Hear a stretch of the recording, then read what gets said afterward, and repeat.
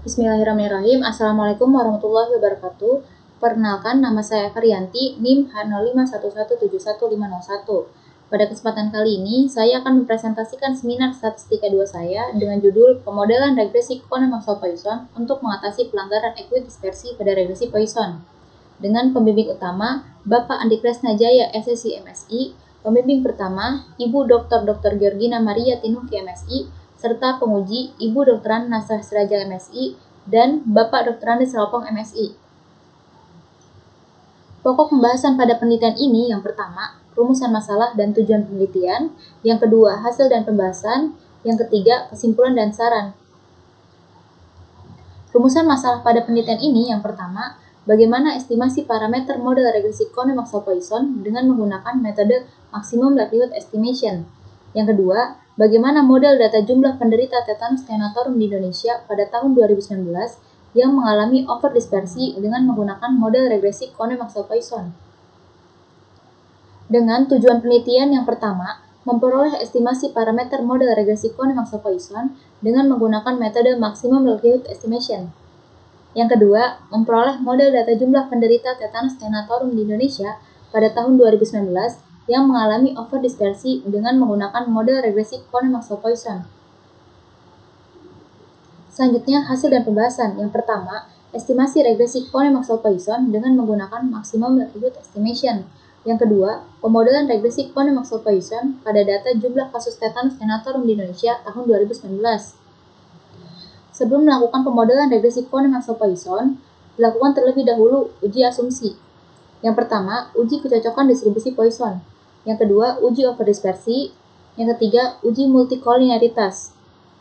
Pada data jumlah kasus tetanus neonatorum di Indonesia tahun 2019, presentase cakupan imunisasi TT1 pada ibu hamil, presentase cakupan imunisasi TT2+ pada ibu hamil, presentase cakupan imunisasi TT5 pada wanita usia subur, presentase cakupan kunjungan antenatal 4 kali, dan presentase cakupan persalinan di fasilitas pelayanan kesehatan. Yang pertama, uji kecocokan distribusi Poisson. Uji kecocokan distribusi Poisson dilakukan dengan uji Kolmogorov-Smirnov dengan hipotesis sebagai berikut. Adapun kriteria pengujian yaitu H0 ditolak jika dihitung lebih besar daripada D-tabel. Berdasarkan tabel 4.1 diperoleh nilai dihitung sebesar 0,94116, yang mana nilai tersebut lebih kecil daripada D-tabel, yaitu 1,0876, maka H0 diterima. Artinya, variabel jumlah kasus tetanus neonatorum di Indonesia tahun 2019 berdistribusi Poisson. Yang kedua, uji overdispersi. Kasus overdispersi dapat dideteksi dengan menghitung nilai deviance yang dibagi dengan derajat bebasnya. Dengan hipotesis sebagai berikut. Adapun kriteria pengujian yaitu H0 ditolak jika nilai P lebih besar daripada 1. Berdasarkan tabel 4.2, diperoleh nilai P sebesar 1,8182, yang mana nilai tersebut lebih besar daripada 1, maka H0 ditolak. Artinya, variabel jumlah kasus tetanus neonatorum di Indonesia tahun 2019 mengalami overdispersi.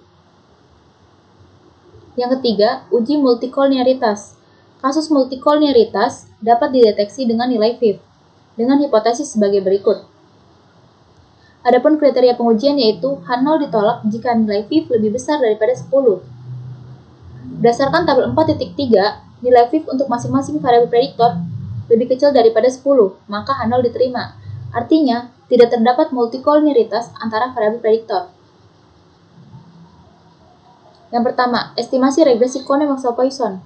Estimasi parameter regresi Kohn-Maxwell-Poisson dilakukan dengan metode Maximum Likelihood Estimation.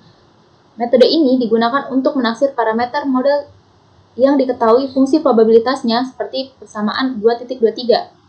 Bentuk fungsi likelihood-nya dapat dilihat pada persamaan 4.1.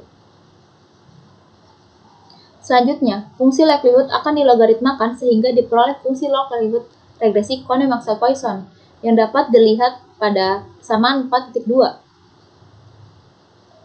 Fungsi log likelihood model regresi Kohn-Maxwell-Poisson diturunkan terhadap parameter beta dan pi yang disamakan dengan 0, dengan j sama dengan 0 sampai p, yang dapat dilihat pada persamaan 4.3 dan 4.4.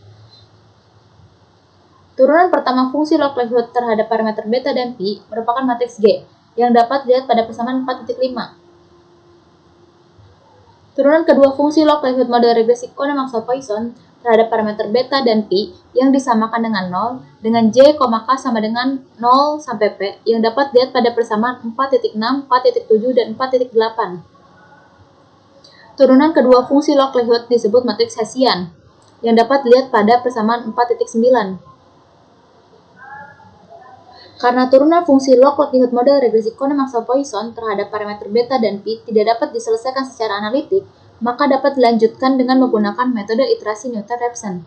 Adapun langkah-langkah algoritma metode iterasi Newton-Raphson, yang pertama, menentukan nilai awal untuk parameter beta topi iterasi ke 0 menggunakan metode OLS. Yang kedua, membentuk vektor gradien G dengan menggunakan turunan pertama fungsi log likelihood. Yang ketiga, membentuk matriks Hessian dengan menggunakan turunan kedua fungsi log likelihood. Yang keempat, melakukan iterasi dengan T mulai dari 0 pada persamaan beta topi iterasi ke T tambah 1 sama dengan beta topi iterasi ke T dikurang H inverse dikali beta topi iterasi ke T dikali G dikali beta topi iterasi ke T, yang mana nilai beta topi iterasi ke T merupakan nilai taksiran awal yang diperoleh dari metode OLS. Yang kelima, mengulangi iterasi sampai diperoleh nilai parameter yang konvergen, yaitu pada saat mutlak beta topi iterasi ke T tambah 1 dikurang beta topi iterasi ke T lebih kecil sama dengan epsilon. Yang kedua, pemodelan regresi Kohn-Maxwell-Poisson pada data jumlah kasus tetanus neonatorum di Indonesia tahun 2019. Hasil estimasi parameter beta dan pi menggunakan pendekatan Newton-Raphson dengan bantuan software RStudio yang dapat dilihat pada lampiran 5. Nilai estimasi parameter model regresi Kohn-Maxwell-Poisson dapat dilihat pada tabel 4.4. Berdasarkan tabel 4.4, maka diperoleh model sebagai berikut, yaitu ekspektasi YI sama dengan eksponen min 2,0501 ditambah 0,0018 XI1 ditambah 0,0007 XI2 dikurang 0,0760 XI3 ditambah 0,0907 XI4 kurang 0,0749 XI5 dikurang 0,0489. Selanjutnya, uji simultan parameter model. Pengujian signifikansi parameter secara simultan berguna untuk mengetahui pengaruh variabel prediktor mempengaruhi variabel respon secara bersama-sama dalam model, dengan hipotesis sebagai berikut.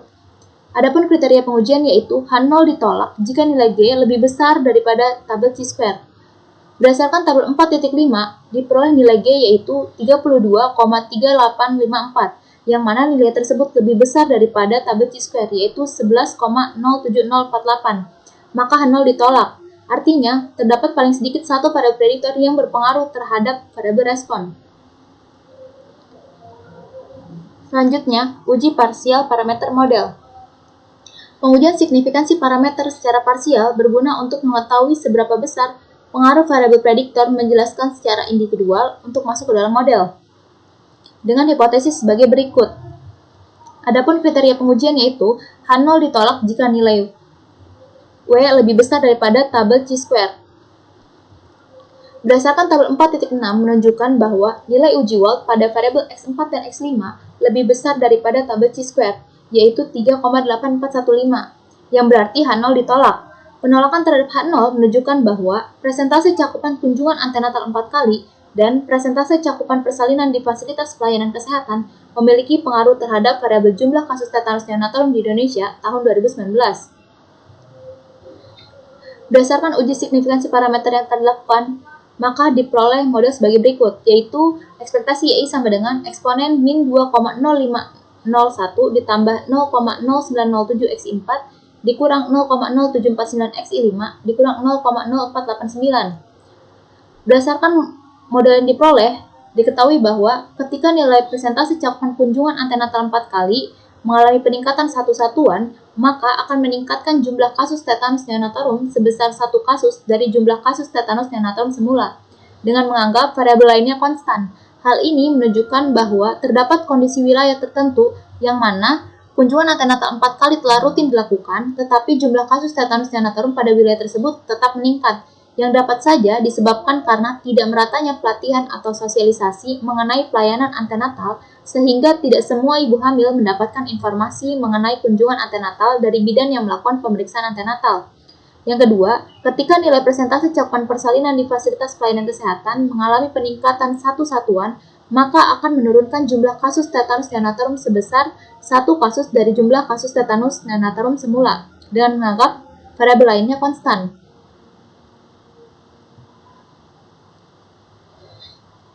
Selanjutnya, kesimpulan. Berdasarkan hasil dan pembahasan yang telah dilakukan, diperoleh kesimpulan yaitu hasil estimasi parameter model regresi Kohn-Maxwell-Poisson menggunakan metode maximum likelihood estimation dengan algoritma Newton-Raphson, yaitu beta top iterasi ke T tambah 1 sama dengan beta top iterasi ke T dikurang H inverse dikali beta top iterasi ke T dikali G dikali beta top iterasi ke T, yang mana beta top iterasi ke T merupakan nilai taksaan awal yang diperoleh dari metode OLS. Yang kedua, model regresi Kohn-Maxwell-Poisson pada data jumlah kasus tetanus neonatalum di Indonesia tahun 2019 yang mengalami overdispersi, yaitu ekspektasi YI sama dengan eksponen min 2,0501 ditambah 0,0907 XI4 dikurang 0,0749 XI5 dikurang 0,0489. Selanjutnya, saran. Berdasarkan hasil penelitian, maka saran yang diberikan untuk penelitian selanjutnya yaitu yang pertama, regresi Kohn-Maxwell-Poisson dapat mengatasi overdispersi dan underdispersi. Pada penelitian ini, data mengalami overdispersi, sehingga pada penelitian selanjutnya dapat menggunakan data yang mengalami underdispersi. Yang kedua, pada penelitian ini, estimasi parameter yang digunakan yaitu maximum likelihood estimation, sehingga pada penelitian selanjutnya dapat menggunakan metode lainnya dalam mengatasi pelanggaran ekodispersi seperti Bayesian. Berikut referensi yang saya gunakan pada penelitian ini.